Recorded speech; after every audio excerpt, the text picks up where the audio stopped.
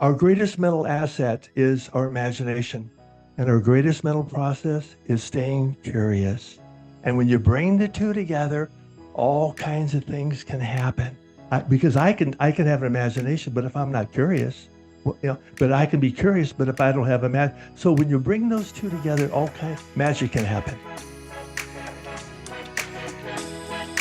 Welcome back to the You Need a Counselor podcast.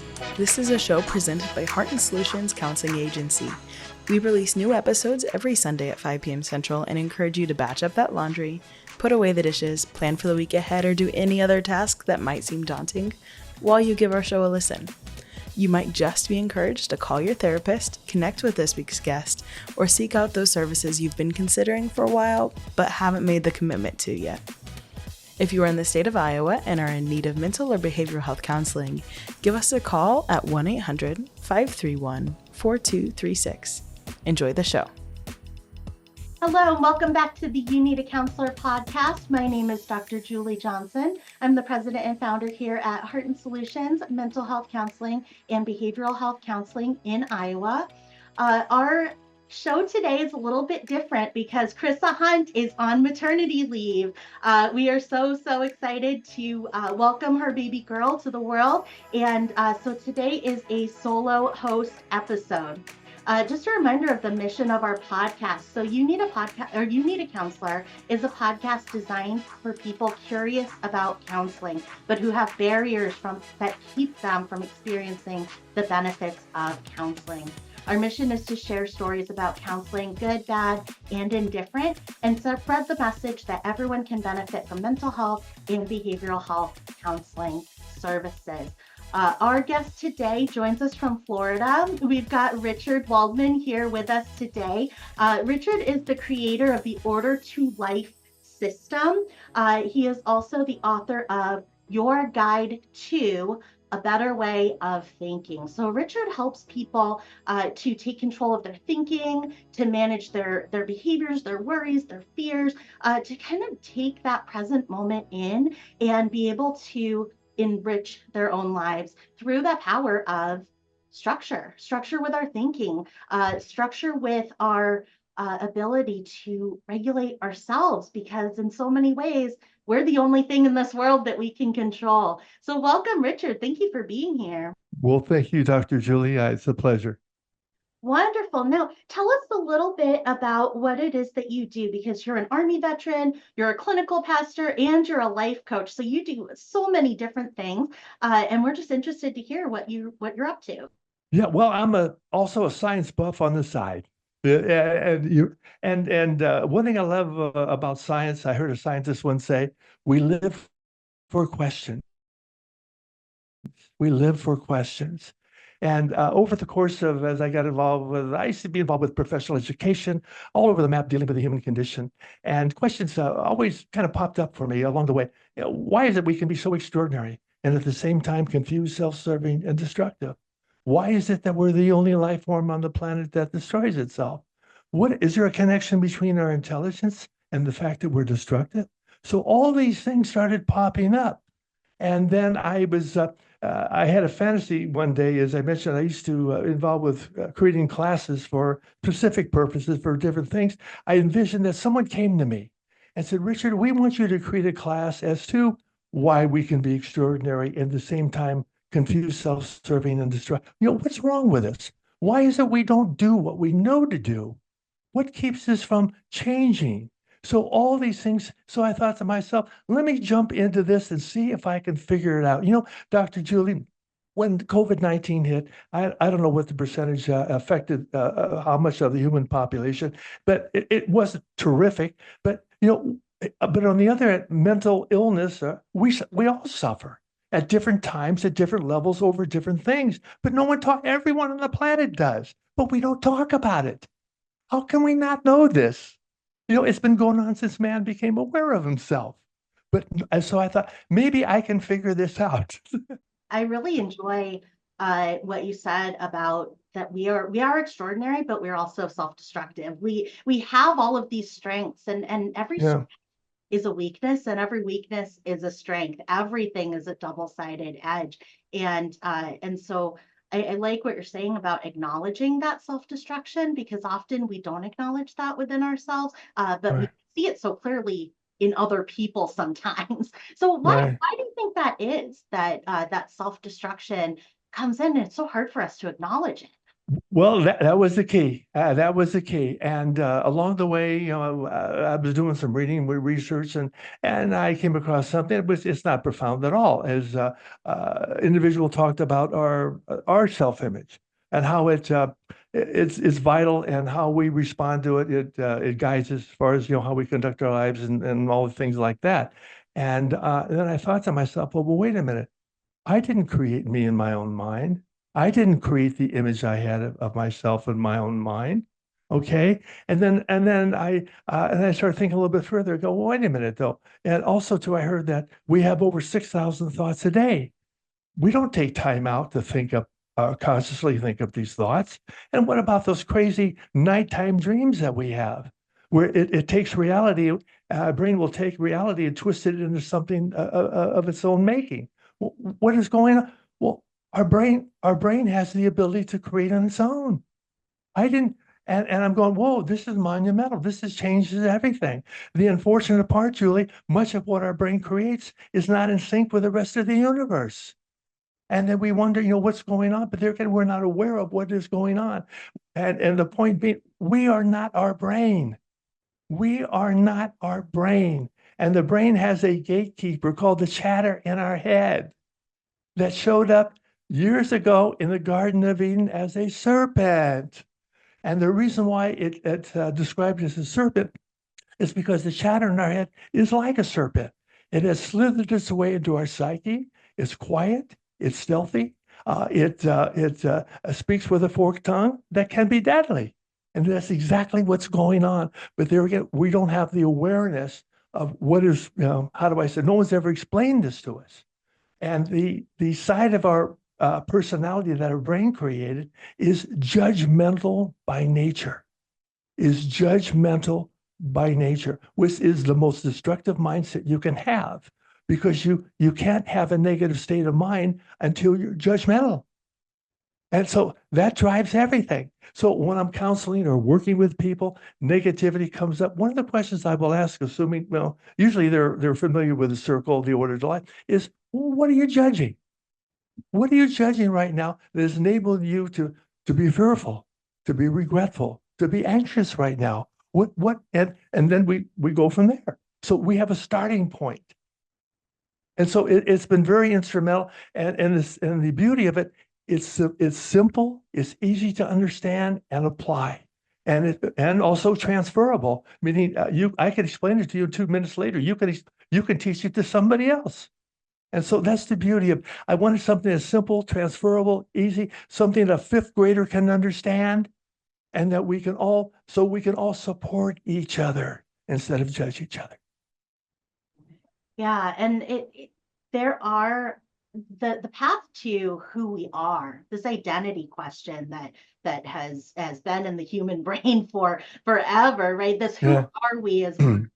And so often we think about that journey as discovering who we are, but really what it comes down to is uncovering who we are, and subtraction, right? Addition by subtraction. So removing the pieces of ourselves that we think define us. And so when we say things like, okay, I am not my job, right? Correct. I am not the younger sister. I am not all of these things that define us in our lives. And when we strip down those kind of cultural external titles, right, that say, well, I'm this job, I live in this neighborhood, I'm a parent, I'm not a parent, right? All of those things that we tend to think of ourselves as, some of those next steps are, I am not my thoughts, and I am not my feelings, because my feelings are driven by my thoughts. I can't control my feelings. So that's why anytime somebody says, hey, control yourself or calm, Yeah. we can't do it, because we can't control our feelings, but we can control our thoughts. And our thoughts are kind of the steering wheel to the rudder of our feelings that are below. And so if we can control those thoughts, or if we can say, okay, these thoughts are not me. I'm not my thoughts. I'm not this part of me. Even though that part of me is maybe important, maybe that part of me protected me in the past. Maybe that part of me served some role for me in the past. That's Right. not who I am. That's a separate part. And parts theory really gets into that as well, being able to say, I'm not all of these external things, but I'm also not my automatic negative thoughts. Those are separate. And so I can challenge those, and it helps uncover who we are. It does. And one of the things I try to put people on the path to discovering who they are. That's the next question. And people, well, then who am I? How do I find out? It's a biblical statement I love. I use it all the time. Yeah, and it goes like this. If you bring out what is within you, what you bring out will save you. If you do not bring out what is within you, whatever that is, it will destroy you. And for example, you may have something that hits you that you're excited about, and you go, Richard, this just hit me. I want to try this and do that. And I go, well, Dr. Julie, you can't do that. You don't have enough money. You're not smart enough. You're not good enough. Remember you tried it last time and you failed? What are you doing? And then we go, because the chatter in our head, and I'll show you a little bit later in this, has the evidence. All the things that you've done or didn't do or whatever that they'll bring up to prove to you that you're not worthy to have a life. Absolutely. And there are so many ways that we can get in touch with that part of us, that judgmental part that sometimes does not want the best for us. Yeah, And sometimes we trust that, well, that part of us is protecting us from external fears, from external things.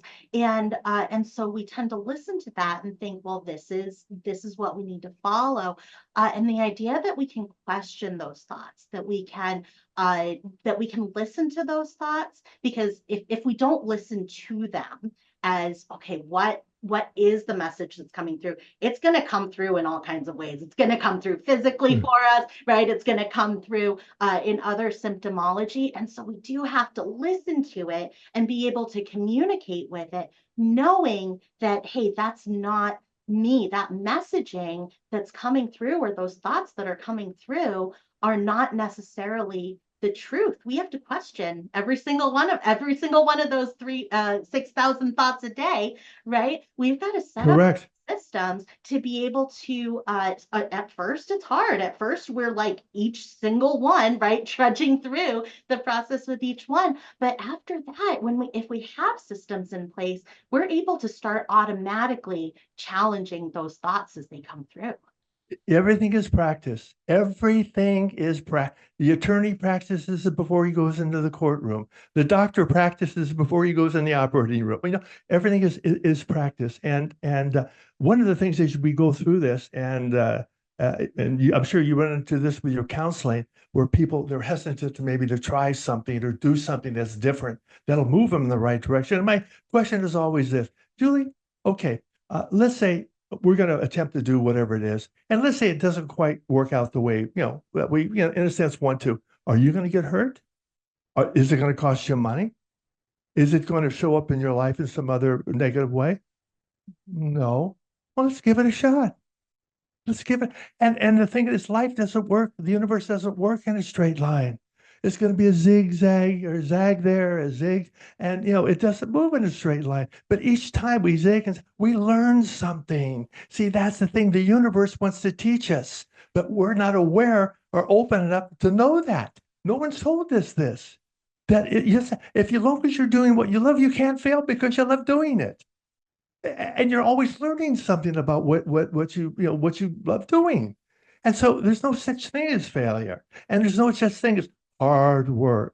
To me, hard work is breaking up, taking a sledgehammer, breaking up big rocks into small rocks. That's hard work. But hard work. But if you're always you're doing what you love, hey, you're gonna be in good shape. Go out there, kiss babies, shake hands, network, learn, grow, have fun with it. And that's the bottom line. We're here to have fun with each other, support each other. Yeah, I think such a big part of it too is, what is the target we're aiming for, right? Yeah. We grow up, we go to school, we're taught in elementary school, middle school, and high school, do these things so you can take this path, so you can be this career, right? So you can contribute to your family and to society in this way. And we kind of get these paths set up for us by our families, by our school, by our education.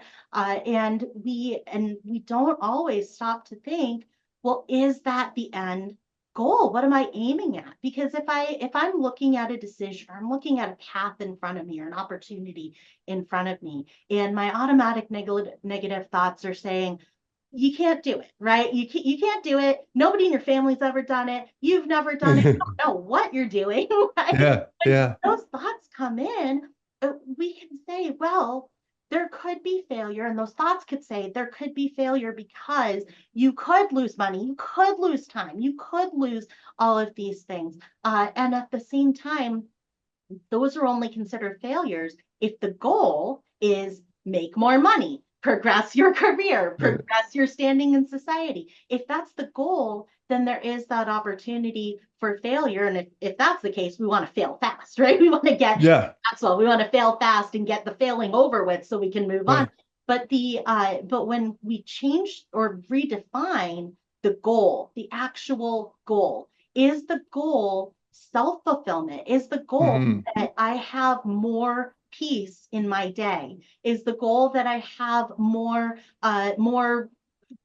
community and companionship around me? Is the goal that, these thoughts and these worries, these automatic thoughts aren't driving my car every day and Yeah. aren't stalling me out from doing things and taking action? If that's the goal, then there isn't a way to fail, because when we move forward, we come out of that stall that those thoughts kind of keep us in, and we move forward. And whatever we do move forward into, we're going to course correct, and we're going to be able to move forward in it. There is no failing if we redefine the goalpost. Yeah. That's true. Exactly. It's what they say. You got to be in it to win it, as they say, right? And stay And the other thing is stay dedicated to what you're doing. That's the other thing. If you the universe responds to us. Charles Darwin, real quick, you know who he is. Okay. Bottom line, he came up. He wrote the book Origin of Species, had to do with evolution. And when he got to he was a naturalist, and when he got to the Galapagos Islands, he had the belief at that time that how we see life, in other words, the animal life or life in general, is exactly how God created it. Exactly how God created. But as he started reaching out and doing his studies, he started looking at the finches there, the birds on the Galapagos Islands. Well, on one island, the beak on the bird was different. It was kind of curved and whatever. And he thought, well, wait a minute, the other ones are not that way at all. Why is this one curved? And then he looked and he saw these trees, these nut trees, and the birds were pecking on the nuts, to open them up to get the seeds to eat. And then he realized that, wait a minute, they must have come here, and over time, after pecking over and over, the universe responded to them by changing the configuration of their beak. So now it was a tool that enabled it, that facilitated them opening the nut. And he goes, well, wait a minute. So then he thought, well, then all life. Then he started thinking more. Well, no, life is in a way transitory. It changes. It's always changing. For example, you look at the penguins. They flew at one time, but they don't anymore because the wings now. Well, they fly through the water now. But then he started looking, and then his whole world changed. And then at that point in time, a whole different world opened up to him. And then, which was, he wrote about it in Origin of Species. But there again, he noticed that the world, the universe does respond to us. And my whole thinking when I'm coaching or whatever, look, stay dedicated, keep on doing, and let's notice the responses that we get, because the universe is talking to us. It's teaching us. So it's fascinating. And then people get in through, hey, Rich, I'm waiting to see what happens. Yeah. So it gets exciting. And that's the whole thing. If we can stay in the game, but there again, to Dr. Julie, having that support, because some of the things I'm mentioning to you, I never would have occurred to me on my own. See, you and I, because of our experience, maybe we can offer a perspective that the individual we're working with didn't have before. But that perspective changes everything. Absolutely. It's so true. We can't think our way out of a problem that our thinking created. So when we're taught in our society, we're in a very individualistic society when we're taught Right, that we need to solve our own problems, right? That we need to be the strong one, that it's a virtue to support other people, but it's a weakness to be supported. And we're taught this from a very young age. I've got an elementary school child, and she's getting these messages at school. You can't ask for help. If you scrape your knee, deal with it, right? And all of these right. that we see, and it's counter to how I feel that humans are designed and built. We're pack animals. We're not solo animals. We're not like cats. We're like dogs. And so we need each other emotionally to be able to thrive emotionally. And the challenge becomes when we're feeling uh, incapable of vulnerability. And vulnerability means that we show our pink underbelly, right? We show that we're Hmm. struggling. We show that we need support and we need help.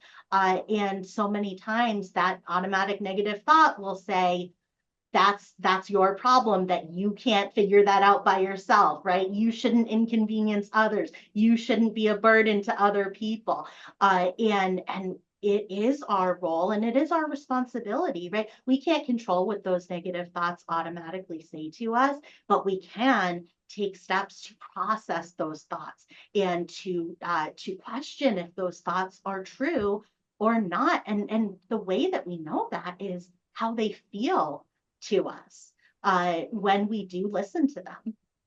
Yeah, well, here again too, the negativity, the first thing, like your daughter experienced, okay, what she didn't know was that what she heard from the other student or whatever, she was basically judging her. The other person was judging and everything you just mentioned is all about judgment. All those things disappear when we're not judgmental. But see, the ego is judgmental by nature, and we've been educated to live through it. Uh, uh, um, Sigmund Freud, the father of modern day psychology, called it the ego. Ego is Latin for I, meaning the self. The self. The self is what got kicked out of the Garden of Eden for judging, blaming, hiding, and not being accountable. What changed, Julie? Nothing. We're still judging, we're still blaming, we're still hiding, and we're still not accountable, and we haven't learned anything. You pick any area of science, and chances are in the last 25, 30, we've learned more about that. But when you come to the human condition, we haven't learned anything. We haven't changed at all. We don't question anything. We keep doing what we always have done, and we wonder why our lives are screwed up. See, that's the part that amazes me. We don't question why or what we do or don't do. And why don't we change? Why don't we listen? Why don't we believe in ourselves? No one's asking those questions. Absolutely. It's something that, we're not taught. And so No, we have to be the ones, we have to advocate for ourselves and we have to seek that support. We have to be vulnerable enough to seek support from others who are doing this work and who are able to help us exactly. understand those things about ourselves. And that can be such a barrier to getting support when we've got all of those messages that tell us you can't, you're going to be judged. Well, there's a formula though, the way you can do it, is I encourage people, if someone wants to pursue a particular venue or how do I say, subject or whatever they want to be, is that they need to learn how to network. Okay, it's key. And one of the things that I do when I encourage networking is that, for example, let's say I want to be where you are for whatever I want to be. So let's say I meet you. Okay, there's a formula I use. It's called exposure, comfort, relationships, business. And so if I meet, what in the back of my mind is I want to develop a relationship with you because we do business with people we have a relationship with.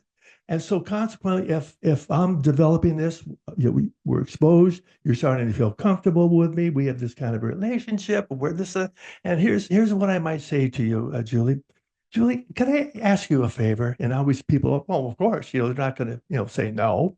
Is is you know my story, and let's say you do know my story. Okay, you know my story, you know where I'm at, and you know I want to be where you are. Okay, I want to be on the other side of the fence. If you were me right now, knowing what you know, what would you do if you were me to get me where you are? What would you do? Oh, and so I encourage people to to walk down this road. But if you learn how to do it, it's not. Hey, Dr. Julie, you don't know me, but my name is Richard Waldman. Can I? And so there's a process to everything. So when you show people the process, and it's like then they see it work, and they go, "Hey, wait a minute! I think I can do that. I think I can do that." Or I also get involved with people when they're dealing with this is role playing. Hey, Rich, I ran into a situation. I'm not sure what to do. Can you role play with me? Absolutely. And generally within a minute or so, the answer, hey, Rich, I got it. I can do it now. I know what to say. I know what to do. And so we do a lot of that role playing, and it helps so much because the fears are going on. It's because we don't know maybe quite how to act, quite how to say, and because we don't want to be judged. We don't want people to think we're stupid. We don't want to feel people think that we're wrong and all these kinds of things. But there's a way around it. Once you're aware of it, though, you can start. And here's another thing: when I share with whoever I'm working with, no matter what happens, I don't care what happens. What I want you to do, the last thing I want you to do is to react. I'm going to show it to you in a minute in the orders of life. I want you to take a moment, step back, and say to yourself, maybe look at up to the higher power and say, how am I going to manage this? How am I going, instead of going tilt, instead of being upset, anxious, and depressed, how am I going to manage it? Because it's possible to deal with the situation and still be at peace. Be able to deal with the situation and still be at peace with yourself. Because when you're at peace with yourself, your mind opens up to the rest of the universe. When you're angry, upset, and depressed, it's closed. You're not going to think of any new ideas or way out. So we have to learn that dynamic. So is it possible to stay at peace and still deal with this calamity? Yes, it is. Does it take practice? Yeah, it takes practice, but you can do it. But you can do it. Yeah, I think that, again, we can't control those automatic negative thoughts automatically coming in when we're first starting out, but we can ask different questions Yeah, from right. side of ourselves that we're conscious of. So the conscious part of us can ask that part of us that we're not conscious of, that we're not consciously creating, that part of ourselves, we can ask it questions. And Mm-hmm. sometimes we're asking questions and we might not be aware of the questions that we're asking, but sometimes we are asking questions that aren't moving us forward. And so the question of how can I, right? And that's when we're doing negotiations, that's when we're talking to ourselves, right? Well, what can we do? How can Right. we move forward, right? How can we cope with this? Is a much different question than can we do it, right? Exactly. Those are such different questions. And I think that the automatic questioning that kind of comes from our conscious brain that we've been taught to do because we've always been taught to ask permission for Right. everything, right? We got to ask permission to go to the bathroom. We got to ask permission Yeah. to have a snack, right? So because we are in that, have been trained to ask permission for everything, then we're constantly asking, can this happen? Can I do it? Can this be successful? Versus the question that does open up that thinking, which is how can I do it? Those are such different questions, and the how can I do it doesn't allow for the negative answer, because the answer to how cannot be you can't. The answer to how has to be moving forward with the assumption that it can be done. And the automatic thought of it can be done is something that we do have to train into ourselves. It's a challenge to kind of overwrite all of that previous programming. And when I was a freshman in college, I think the best thing I ever learned from a professor, she said, raise your hand if you are here voluntarily at college, right? And pretty few hands went up. It's freshman year. Everybody's like, no, I was supposed to go, and now I feel like I have to go to class. And she said, none of you have to be here. I don't have to be here. I could have gotten up this morning and taken a plane to Paris. I don't have to wear shoes while I'm here. I'm going to have consequences if I don't wear Oh, shoes. sure, Feet are sure. going to hurt and all of that, right? But I don't have to do anything. And what that does is it opened up for me the idea that if I don't have to do anything, I also, and it doesn't mean I'm free from consequences of what I do, right? But I don't have to do anything, means that I can do anything. So things that seem impossible, right? Like going up into space if you have no scientific training, right? Things like that that feel impossible, or to move to the other side of the world and live out our days there. Things that feel impossible. When we put it in that perspective, we go, no, that's only impossible if we believe that these other things that are competing for time, energy, resources, we have to do them. If we say, well, no, I could do anything, but it just means that I couldn't do these other things in addition, right? I could go into space, right? But I'd have to spend the next 40, 50 years training to do that, getting money to do that, all of that. And I wouldn't spend any time with my daughter, right? I wouldn't spend any time with my family. So there are these limits that we put on ourselves. And when we say, no, what is something that I feel like is impossible? How could I do that? Right? What would I Right. have to give up in order to do that? It's probably a lot of things. And so I might not want to do that, but I could do it. And Yeah. those are the biggest, I'd have to move to another town, and I'd have to kind of like get an entry level job, and then I'd have to get to know people, and Sure. all of those things, but anything can be done. It can be. Just real quick, I was years ago, this is back in the 80s, I was involved, well, once again, was I mentioned about education. And I was, the financial calculators were coming out. Okay. And so I was conducted a class at a real estate office.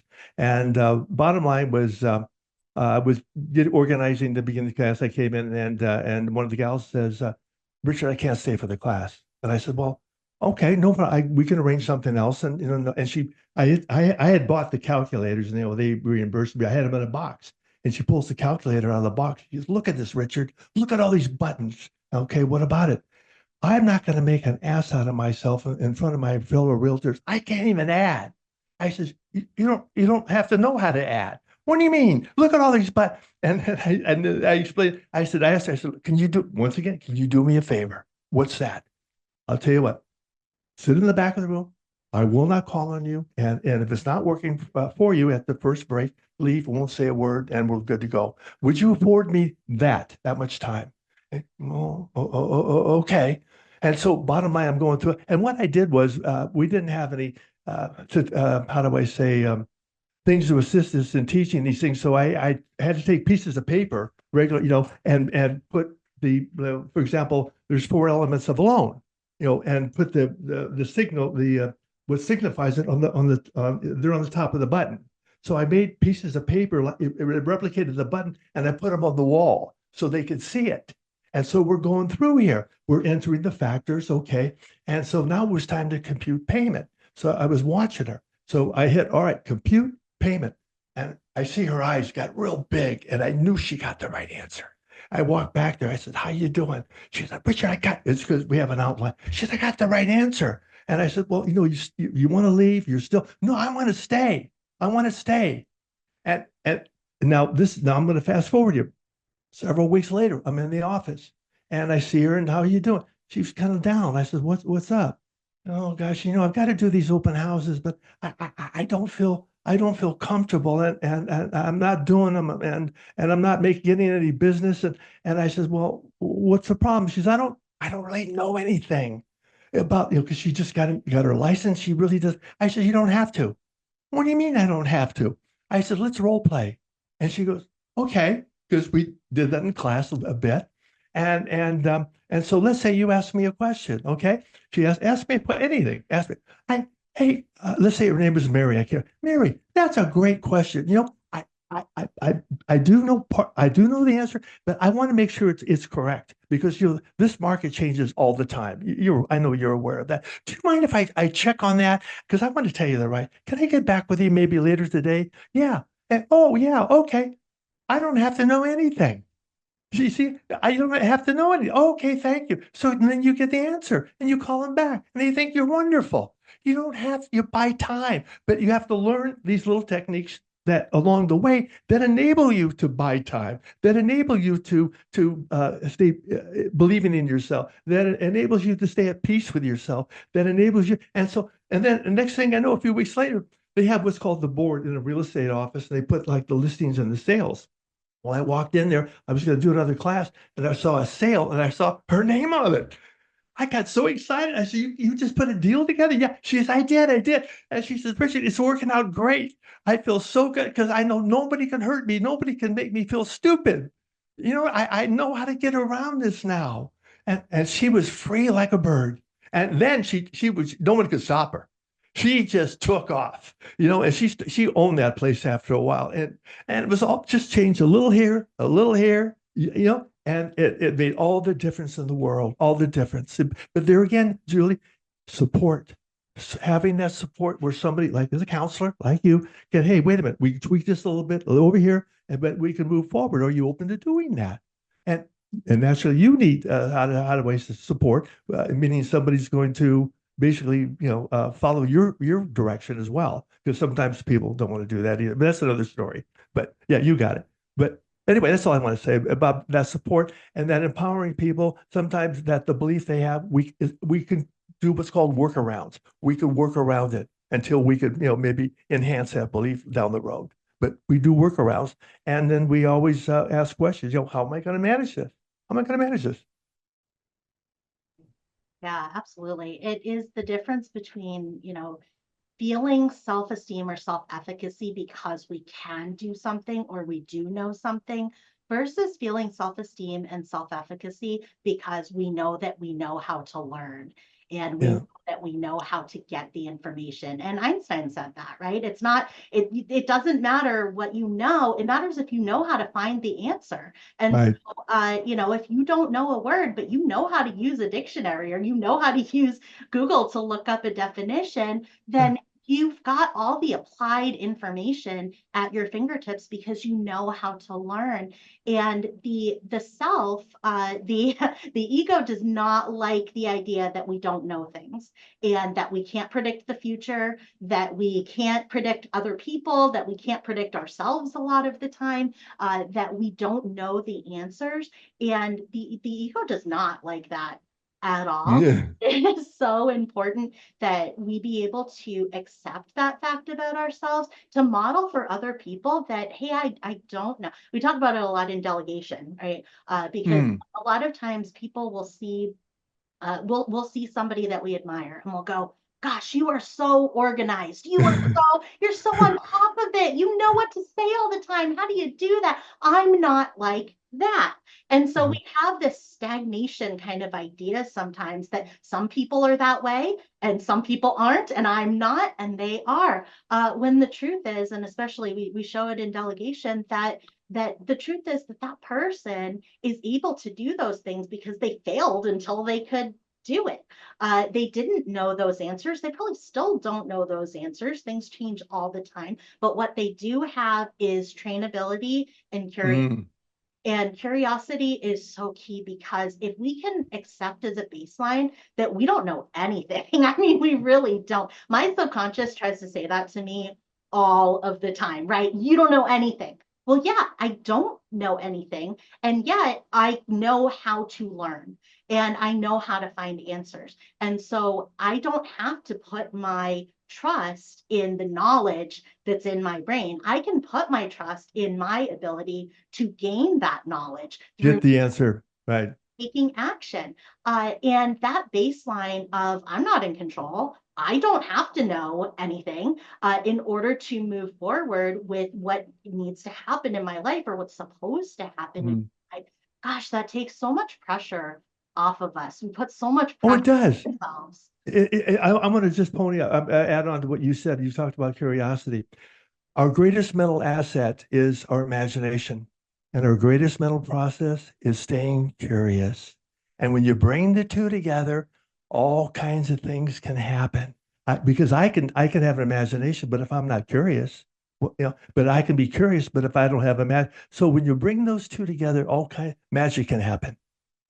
Absolutely. And our imagination, that part of us, that subconscious part of us that you talked about, that we don't create, our brains are creating those images, those Right. thoughts, right? Those ideas in our dreams. It's creating it and we don't even know, but it's Right. coming out in ways, it's coming out in our thoughts and our feelings and what we say and do. And so what we can do as the conscious part of ourselves is we can say, okay, if I've got a lot of anxiety, it's proven that people with anxiety have much greater creativity. And the reason for that is because they're able to predict and imagine every single negative outcome that could come out of walking to the store today, right? There are infinite outcomes that I might not want from walking to the store today. And highly imaginative, highly creative people who are able to put together links very quickly cognitively are much greater at risk for having those anxiety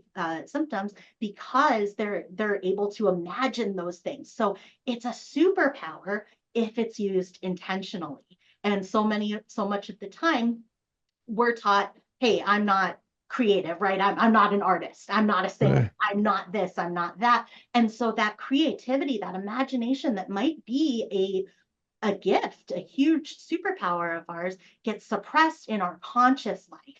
And so we say, okay, I'm not going to use that in my conscious life because I've got a job to do. I've got kids to feed. I've got things to do. Right. And so then it gets suppressed into our subconscious mind, and our subconscious mind goes wild with it and can imagine every single negative outcome. And our conscious mind has no idea that it's happening. And so if we say, okay, our body and our mind react physically to those imagined ideas. If we do it consciously and we close our eyes and we imagine walking into a store and biting into a lemon, right?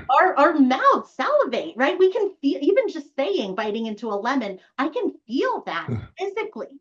And so our bodies respond to those things. And so when we're putting those things in intentionally, if we let our conscious mind imagine, if we ask those questions like, how can I? How could it go? Right? How could this work out for me? What does winning look like in that vivid Right. detail? Our body responds, and our subconscious mind, those other imaginations, they're less strong because they're still as strong, but our conscious mind is also balancing it intentionally with those Mm. intentional use of our imagination.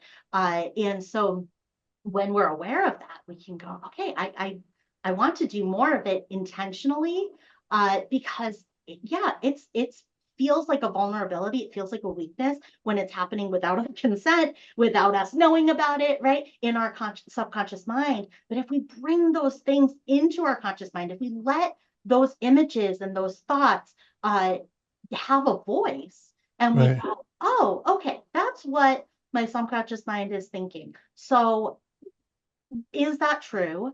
And what is on the other side of that my conscious mind can use in reality test to balance that out? Yeah, I gotcha. Yeah, another thing. I mean, we're dealing. I know probably a little bit different ends of the spectrum, but one of the things we talk about negative emotions, and the more popular ones is someone being we're stressed, we're anxious, all these kinds of things. That happens all the time, and one of the things I theorize that are go back to the gatekeeper, the chatter in our head that what it loves to do, it loves to drag us into the future and beat us up with what if questions we can't answer. Julie, what if you lose your job? What if this? What if that? What if this? And then when it's tired of beating us up in the future, it'll drag us in the past to remind, that's where regret is. Fear is about the future. Regret is about the past. You should have done this. You should have done that. You should, and then we're not aware of that. The chatter in our head is bouncing us back and forth between the future and the past. And we don't realize that our point of power is the present moment. The present moment and the chatter in our head cannot exist at the same place at the same time. I can't change in the future. I can't change in the past. All I can change is in the now. And all we have is right now and right now and right now and right now. Okay, just real quick, is I created this after doing all my work and whatever. I wanted a simple tutorial that people could look at and understand. Okay. And so I came up with this, and it crosses all lines, religions, race, everything else. It's completely neutral in nature, and it deals with our mentality. And the factors I cumulated. There's 8 factors: 4 that move us forward, and 4 that hold us back. And the 4 that move us forward begins with awareness. Awareness of what? Being aware that our personality has evolved in more than one direction. 2, so we have to deal with that. Which side of my personality am I working with right now? Am I dealing with the judgmental side, or the side that's connected to the universe, where the answers are, that wants to teach me? Second, present moment. And once again, staying present. That is our point of power. Not letting the chatter drag us into the future and the past and all that stuff. Third, making a conscious choice, thinking through what we might create for ourselves if we act upon our current thinking. 4, connecting. Connecting is to what you love to do. If you bring out what is within you, what you'll bring out will save you. Now, let's go outside. What takes us outside of the circle, which keeps us where we are? It all starts with judgment that works in conjunction with the chatter in our head that has the evidence. Julie, look what this, you couldn't do this, you're not good enough, smart. And then we react, not knowing, and then we're not aware that we're living outside of the circle. And then we wonder why we're frustrated, we're upset. We don't, all this negativity, it compounds because we're not aware of that there is a side of us that moves us forward. We're not aware of that, but much less how to get back into it. As they say, get back into the circle. That's where life is. And so once again, it's a simple diagram that enables us to look at it, kind of we connect with. It's a guidepost. It's a number of things to try to keep it simple when you're kind of going tilted. But hey, let me go back to the circle here. What am I doing? Okay, I see what I'm judging right now. Okay, wait a minute. So it kind of keeps you on track. And so it seems to work out pretty well. Absolutely. And so your website is brainyites.com, BRAINYITES.com. And let us know what people can find there in terms of resources and how to connect with you. Oh, it's loaded, and it's loaded, but it's very simple and very okay. I have you'll go to my website, you'll see 3 steps. The first step is there are videos of me speaking. We'll give you the background, some of what you just heard. Now, this is the other thing that's really cool about it. Many times people will hear me say, oh, God, I need to go back and write that down. What you hear me say in step 1 and 2, you can download my script. So you can now see every word that I say. So you don't have to worry about taking notes. So step 1 gives you the background. Step 2, I go over the order to life. I go over the circle and explain it just like I did to you. But once again, you can download the circle itself, the diagram, but you can also download my script as far as what I'm saying, how I'm saying, because you mean, hey, I want to teach this. I want to get out. I can use this for my kids. I've seen this works in every situation. The family, the classroom. I did a number of trainings in the prison system in California, working with inmates who were going to be transitioning back in society. They loved it. They could see what happened, how they got here. What was I needed, all these kind. So it enables you to put the things in the right box, and so you can develop that confidence to get out there and do what the good Lord has intended you to do. Wonderful. And so if somebody is interested in reading your book, where can we find your book? On Amazon, yeah, and it's a kind of a tell-all book. It's a simple book. It's a conversation between 2 individuals, and you can open the book to any page, start reading, and it makes sense. And can I read a passage from you real quick? Is that okay? I believe. Well, the evidence is there. Today's psychology is an extension of yesterday's theology. Okay, many of the principles that we we get involved with the present moment, for example. Oh, Jesus talked about it. He talked about it in terms of the narrow gate and the wide gate. So a lot of this stuff has been around. I'm not coming from a religious point of view, but only to point out these things, these concepts have been with us for a long time. That's all. And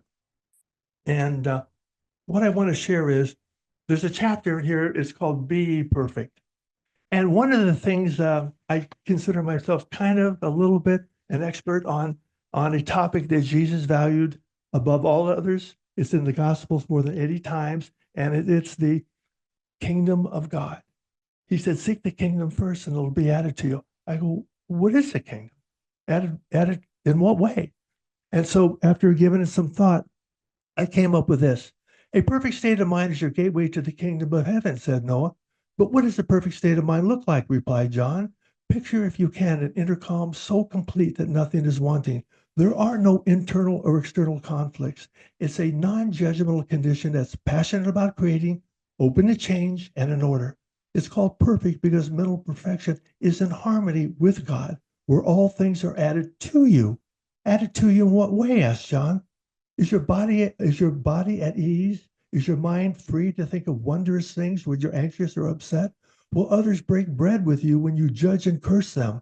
No, I see your point. A state of mind like that wouldn't attract anything or anybody, but it doesn't seem fair, Noah. Having to monitor what God gave us is like buying a new car that constantly needs tuning. You're right. Our brains do require inattention. You're right. Our brains do require attention, and it's our job to keep them serviced. Absolutely. It's our responsibility, right? It's not our fault, no. but it's our responsibility. Ownership. We have to take ownership, no doubt about it. That's right. Go ahead, Shirley. I'm sorry. Go ahead. Wonderful. Well, thank you so much. And the book is titled, the system is The Order to Life System. And the book is titled Your Guide to a Better Way of Thinking. Can be found on Amazon. Richard, we'd love to have you back on the show. I feel like we could have talked to you for another 6 hours. I'd just love to have you back on the show. And also, you're sweet. Next time you come on, maybe we could go through that order of life circle and do some examples. I love it. Yeah, absolutely. That would be wonderful. Wonderful. Well, thank you so much for being here. And we would love to have you back on the show. It's been a good discussion today. I can't wait to get back. Thank you, Dr. Julie. You're a delight, and I love your energy. Thank you so much. I'm Richard Waldman, and Lord knows I need a counselor 24/7. How about that? Me too. So we all do. And gosh, it's been great talking about vulnerability and responsibility without blame, right? Taking responsibility, ownership, but without blaming ourselves, without judging ourselves. Right. Exactly. And those get so cross-connected in our society. And I love your message that they're not the same. We can have one without the other. Thank you for listening to the You Need a Counselor podcast. We are so grateful that you're here. You can also find and connect with You Need a Counselor on Facebook and Instagram. If you've enjoyed today's show, please take a moment to like, review, or leave a comment, as all of these things help others to find and benefit from the podcast as well. If you're in the state of Iowa and interested in mental health counseling or behavioral health intervention services, give us